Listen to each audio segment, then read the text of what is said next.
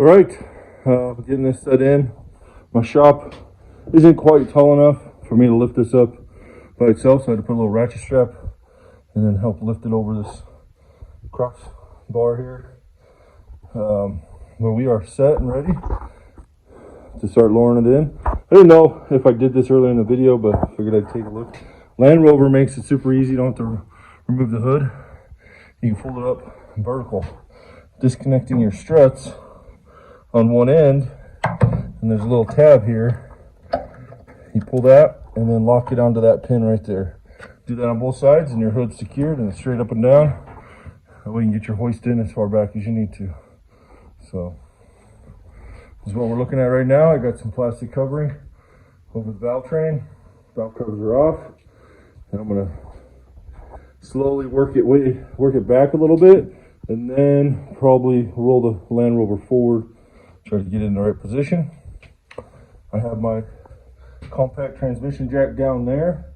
The idea is to set this where the rear transmission mount or transfer case transmission cross member bolts to.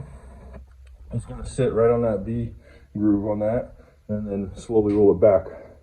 Once I get it a certain distance back, I will have to jack the Land Rover up a little bit because it's sitting on bump stops and it's pretty low. So let's just take your time, make sure you don't bust anything. You got an electric motor here, connections. You don't want to break anything. So take your time. And, she should just go in as smooth as she came out. All right, let me start lowering. It's only me down here, so I can't record and do this. So just gonna take my time and get it set back in there. All right, so here's what I got so far. I'm lowering it down. I got a jack just to raise this up a little bit so I can get underneath there and position my small jack. But I'll jump down there. You can see we got plenty of clearance. I did disconnect my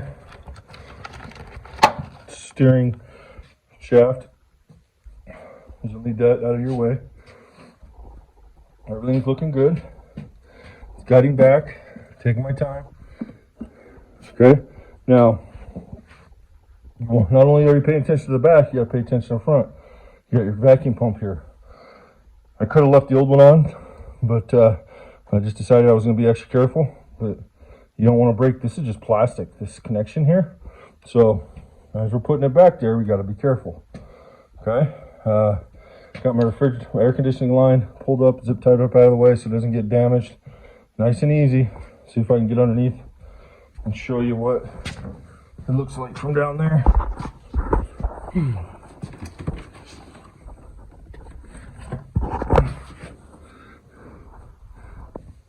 So you can see I got it to where it sits right on that, where that cross member bolts to on the bottom between the transmission and transfer case. So that is perfect. You want to make sure you don't damage those connections back there. So our transmission jack is right where we want it. Now I just slowly let it down and push it back. All right, believe it or not, the engine's sitting in there on its own. I got a transmission jack still underneath it. I don't have the nuts put on the motor mounts, but it's sitting on the studs. So the front's sitting on the frame. I'm going to get underneath there and install this cross member, which will square up the engine and tranny. That way I don't tighten these down and then have to fight putting the cross member in. I should be able to put that cross member in and be good to go on that. Let's see. Yeah, so I'll put the cross member in. That way I know, raising and lower that isn't going to crush any cables or sensors on the back. The tail shaft and everything will be secured. So I'll put the cross member in. May not torque it down, but at least get it started. And then I'll come up and put the front bolts, nuts on. But first I'm just going to stow my crane here, get it out of the way. And once I secure that and I get the front motor mounts bolted in, then I think the next thing I'm going to do is the rear crossover pipe. And just rear crossover pipe, probably valve covers, front crossover pipe, or front coolant type pipe, and the intake, so I can get it all enclosed. But the big thing is building that rear area where the crossover pipe goes. I got a new one of those, and we got to put our heater lines back in. You can see that. We put those in. What else? So yeah, basically I'm gonna work from the back of the engine forward and then leave this for last. Then I'll build the front end of the motor. Then I'll put the front end of the car together. Then we'll get it up on jack stands and start putting everything on the other side. The front and rear drive lines. I gotta hammer out a broken bolt on the muffler, one of the muffler bolts. Then get the crossover pipe back in and button everything, get everything connected and bolted up underneath, except for skid plates. Then we'll drop it while it's up. So this will be all done. We'll do the bottom while it's up on jack stands. We'll get it started warming up because we got to put transmission fluid in there. So the first little bit that this thing's running is going to be up on jack stands, so we can do the transmission. Because we got to fill the transmission while it's running, when it's up to temperature. So kind of go through that process for you. But all right, I think I'm going to clean this up and get that rear cross member in. So when you're removing this, you're going to want to disconnect this green plug, this blue plug, and this ECM plug right here. So you disconnect those three, and then these will just pop out, just like that. And these will come out with the motor. It's all part of that harness in the back. And then the other side, you'll disconnect the gray and the black. And it's this lower one, and then that lays on it. I believe that's part of the transmission. Transmission side, ECM side. I may have that backwards. But those are the ones you need to unplug. All right, so I got the rear cross member in there that's not tightened up. It's just sitting there. Engine sitting on that. I went ahead and installed the rear crossover pipe behind this harness. You can see that. Still got to plug in a sensor there on it, and then the coolant lines from the intake go there. I also ran my electrical harnesses, reinserted them here, connected the three. It's the blue, the green, and that one right there. And then I still got to connect these two on this side, and then the harness will be reconnected. And then next I'll do my knock sensor harness. You can see the injector just clipped the connections, so we'll get those replaced and run that, plug it in. I'll get that plug for the heater valve, and then we're working our way forward. I think once we get this stuff done, we'll probably do the intake, or we'll do the valve covers, one or the other. It's coming along pretty good. Oh, so we got to put this front coolant pipe in too. So probably the front coolant pipe, replace this piece, put the coolant pipe in, put the intake on, and do the water pump. And then that's all closed up. Then we can do the valve covers. All right, so we got everything connected on the back. Installed my knock sensor harness.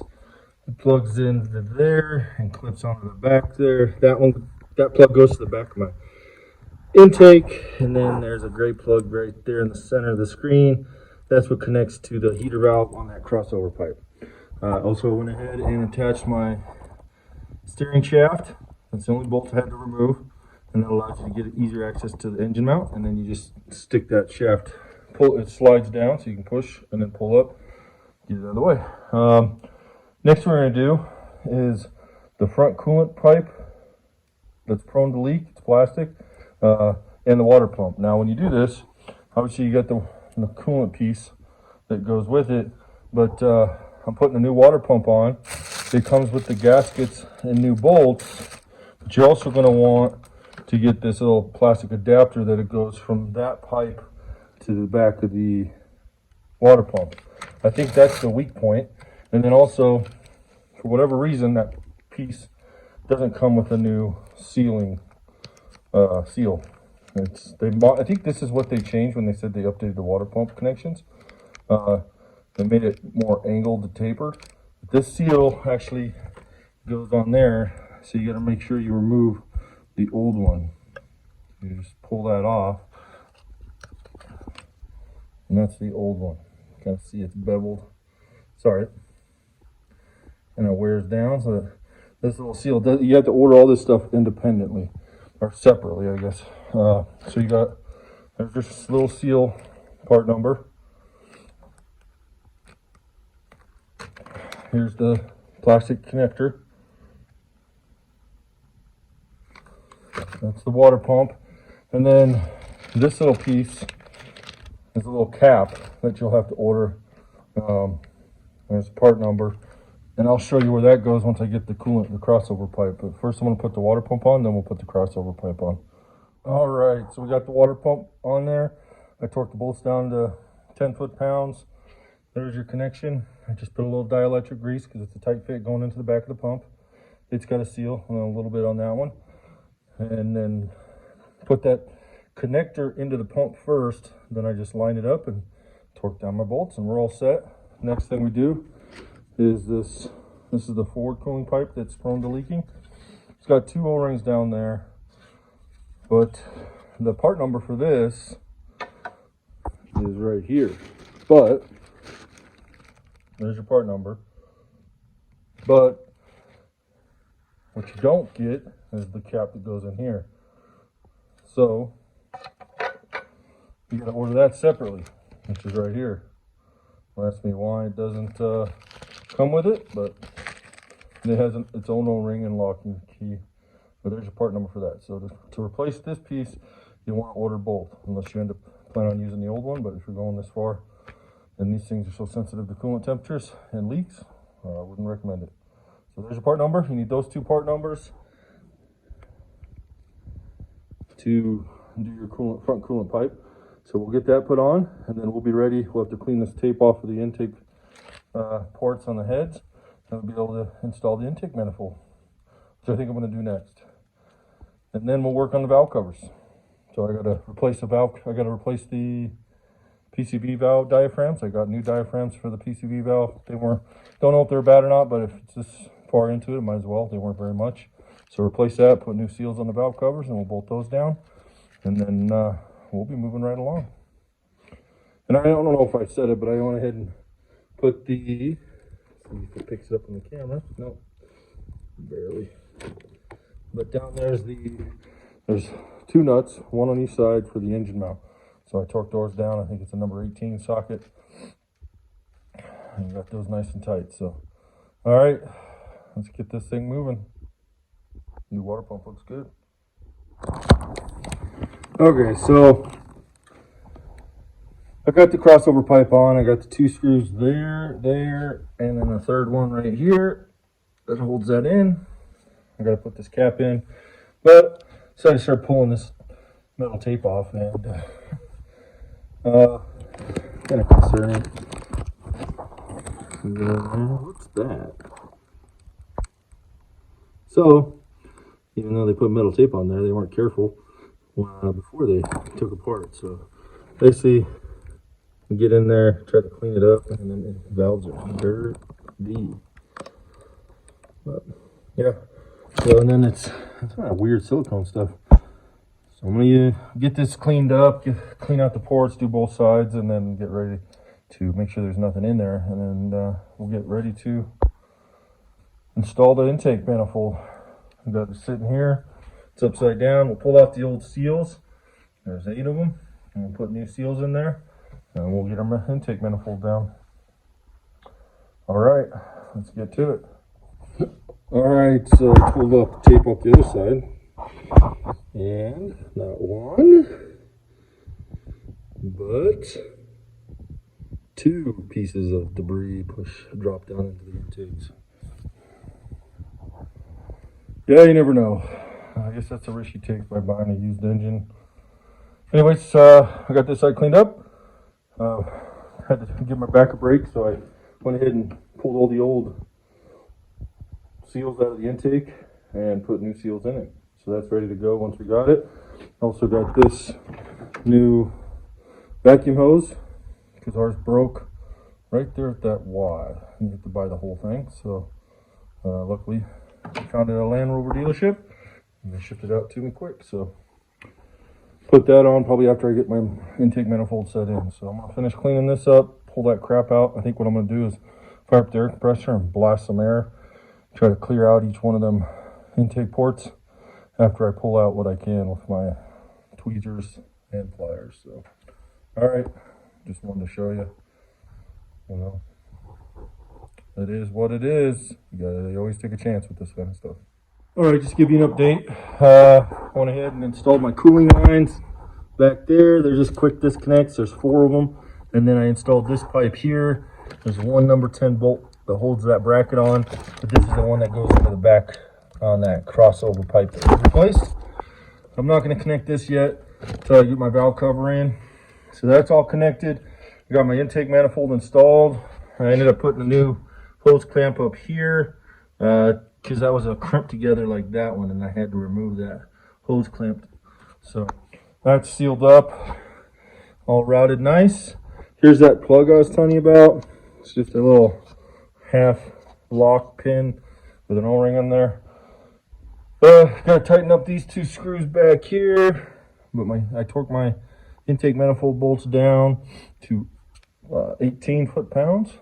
So let me tighten up those 2 screws before I forget, and then I think I'm gonna start on the valve covers. It's coming together nice. So get our valve covers on, then we can hook up our front electrical timing sensors and solenoids, and this thing will be protected from getting stuff in it. She's going. Looks good with the new water pump on the front. Just got to take your time. You don't want to, it's all aluminum, so I'm trying to be careful. I accidentally put, this is the bracket off of the Jaguar engine. I got to take it off because the Land Rover one is a little different. So it's actually a little cheesier, but it just bolts in like that. Doesn't have this. I was kind of looking at it going, I don't remember what that goes to. So then I looked, and sure enough, this is the one for the Land Rover. It just supports that upper radiator hose. So, all right, let's keep on trucking. All right, got the injectors all cleaned up and new seals installed. So I'm gonna go ahead and set these in, and then we'll get the fuel rails cleaned up and put those on. All right, I got my fuel rails cleaned up. So this is the fuel rail off the junkyard motor. They just snipped it, but they snipped it on the wrong end. So it pretty much makes this useless. I could splice it. But I went ahead and ordered one. Got a whole new one.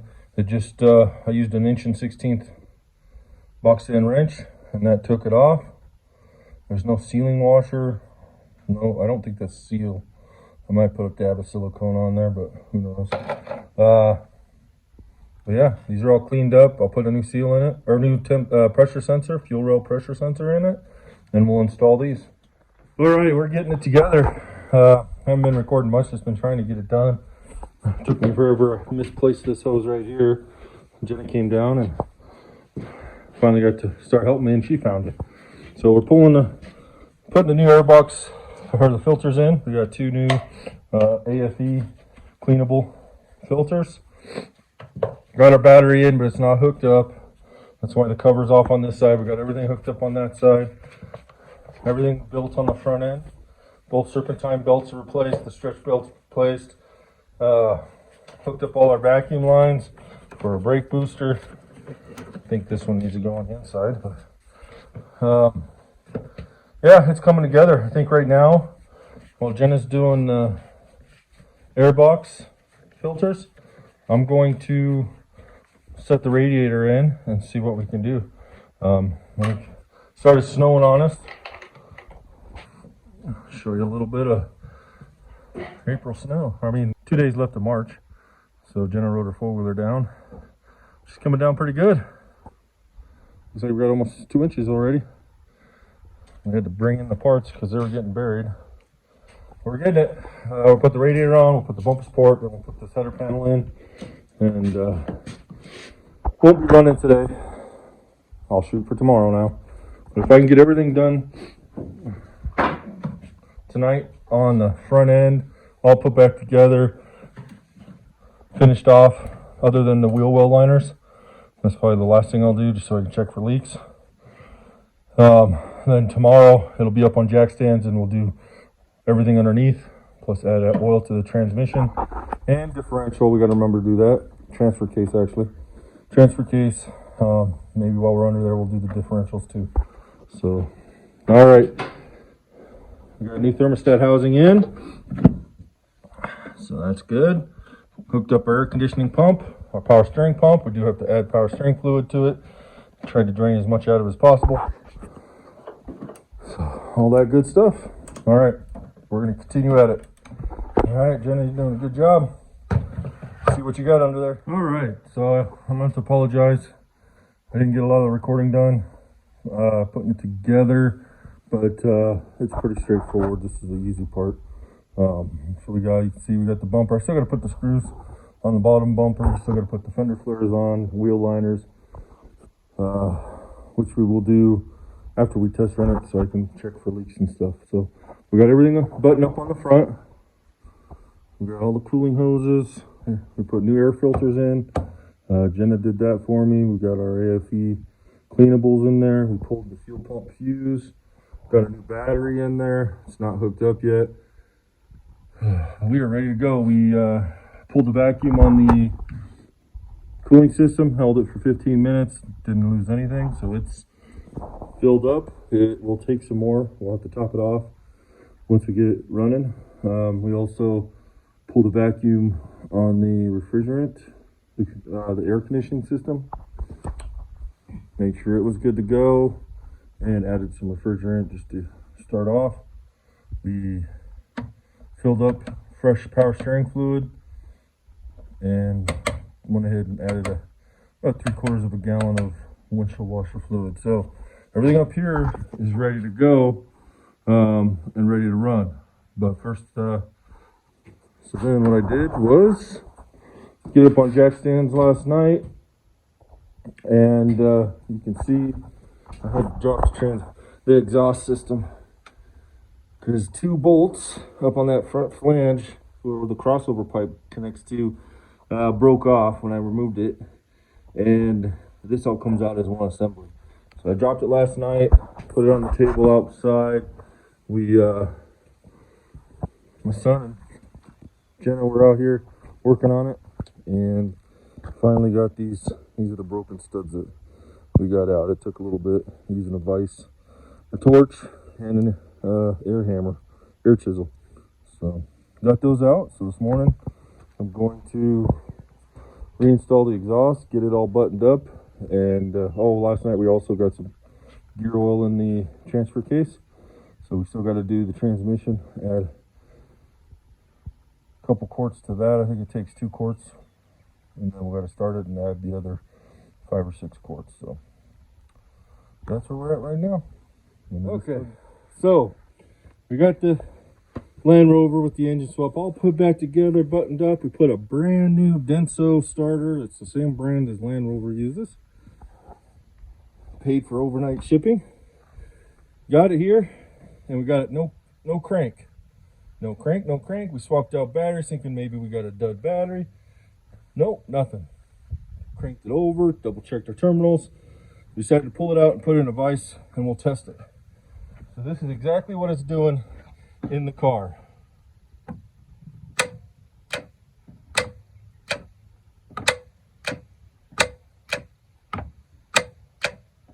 So we got a dud, a bad battery, or a bad starter. There's no damage to the box, no damage to this. It's like the solenoid's throwing the gear out, but it's not, the motor's not cranking this.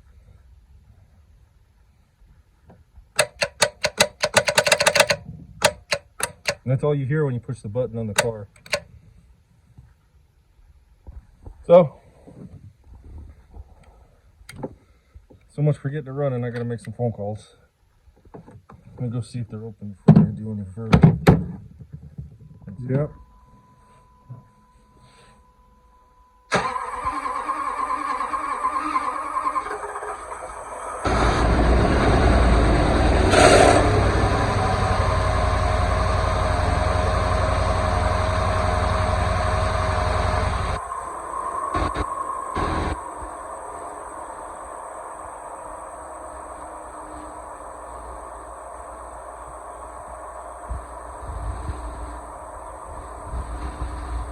That didn't sound very good.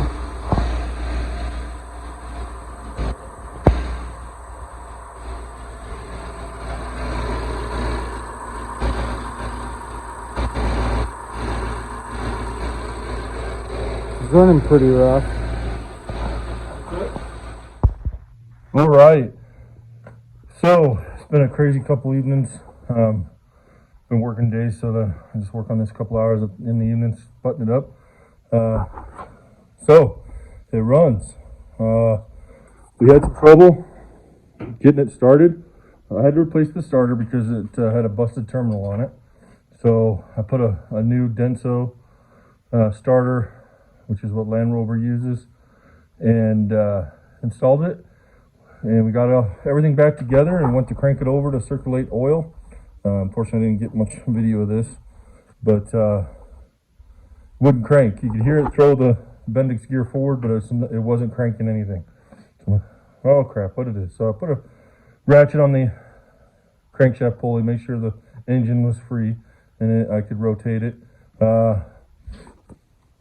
We took off the starter off our another Land Rover we have that we know is good, put it on here, same thing. Like, oh crap, what's going on? So we started checking connections. We thought maybe we didn't hook something up right. So we got the multimeter out, started testing everything. Everything looked correct.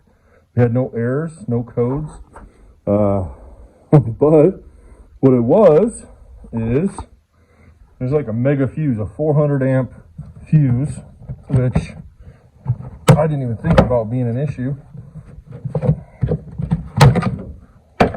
So, and we had a new battery, but what it ended up being is this is our cable that goes down to the starter. It goes directly to the starter, splits off, and also ties into the alternator.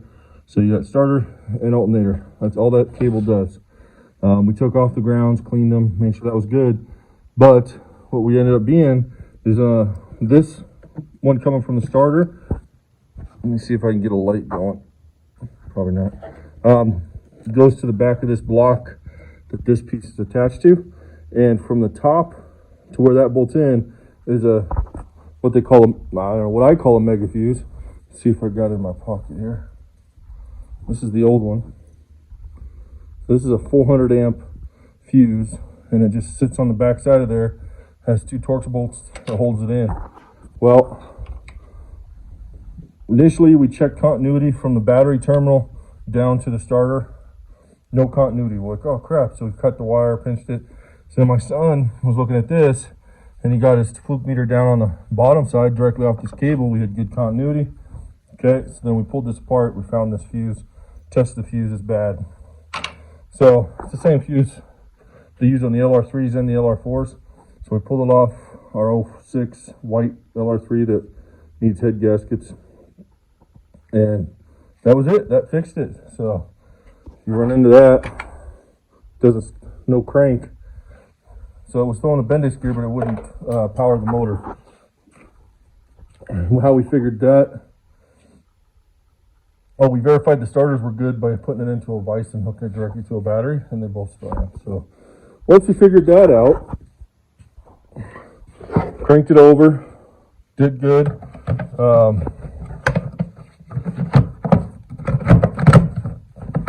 Put that on after get off camera. Fired it up, and it ran good, except we had a misfire. Thought it might be just to getting the air out of the fuel injectors. It ran for a bit, still had only one misfire on cylinder number 8. So I thought, well, maybe I knew I changed the spark plug, so had cleaned the injectors. So I was thinking, got a bad coil. So my son and I pulled this side off. Didn't take us 5 or 10 minutes. Got to the coil and realized that of all the connections, I missed that one. I did not plug in that coil. So I guess, in the big grand scheme of things, a lot of distractions. I missed that one connection. So fortunately, that was all it is. We plugged that coil in, and she's been running good. We've taken it for 4 or 5 test drives. I just put, last night, the wife and I went down to the lake and filled up the tank, and we put a bottle of fuel injection cleaner in it just to clean the fuel system. We don't know how long this thing's been sitting. We picked it up in September, I think. So this is April 1st, April 4th. So I know it probably was at least a month or two while they were deciding what they were going to do with it after they broke it. So yeah, it's been running good. Just finished putting on the front fender flares. I had to epoxy some of the pieces on the backside. They broke the tabs off. Put the skid plates on just now. We have no oil leaks, no coolant leaks. We topped off our power steering, or filled up our power steering fluid with fresh fluid, so that's good. So right now, I just got done checking the fuses. I went through all the fuses, made sure it was missing a couple. We added those, and then I tested the ones that were in there, made sure they were all good. I got to do that same thing on the fuse panel behind the glove box. So yeah, that's going to be a wrap for this video. The rest of the work on the car, it needs some other little things, like the side view mirror defrosters aren't working. I'm going to be calibrating the air suspension, just going through it, and then I'm going to go get an alignment done and get some new tires put on it, and the wife's going to start driving it, so she's happy. It's licensed and ready to go. So going forward, all the other little things we fixed is going to be in separate videos because this video is long enough. But that's going to be it. Again, it's running good. We'll keep you guys updated. Wife's happy. She really likes it. She's going to detail the inside. And we'll go from there. Appreciate you guys watching. See you on the next one.